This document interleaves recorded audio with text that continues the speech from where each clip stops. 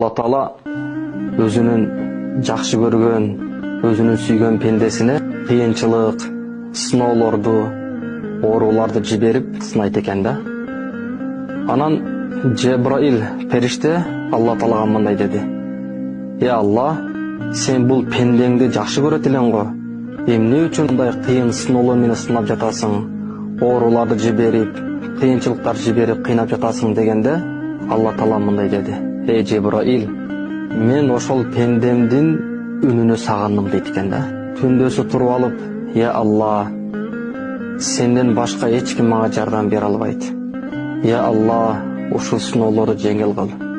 Алла, ооруларыма шыпа бер деген үнүнө сагындым дейт экен Алла Таалачы.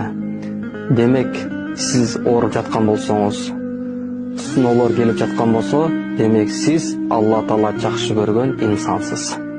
Алла